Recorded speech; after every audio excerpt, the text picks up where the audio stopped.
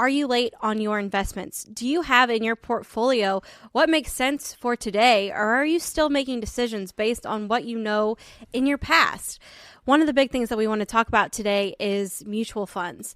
This was the most common thing that people would purchase to invest in for their portfolios, because that used to be what made the most sense. It was how you could buy one thing and get the diversification that you need, and that was really the only option that you had.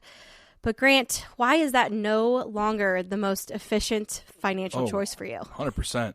So just like we talk about the tax code always changing, Damie, the investment realm is always changing. It's always being modified. I mean, the way you and I were taught at Purdue in our certified financial planning studies was, how mutual funds came to be, why they were so important, how brokers died, right? The 2000s was kind of the last day of brokers as mutual funds began to take off.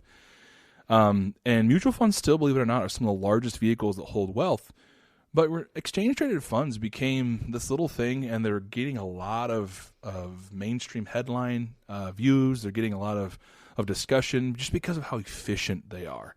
Now, here's what's sad.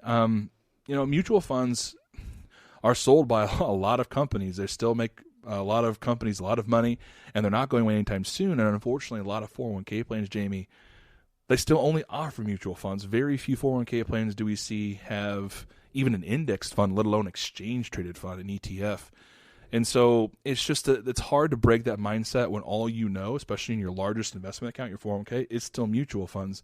But hopefully we educate enough individuals that when they have control, or maybe when their 401k plan offers exchange-traded funds, they'll go to those leaner, meaner, more, I guess I would say, efficient investment alternatives.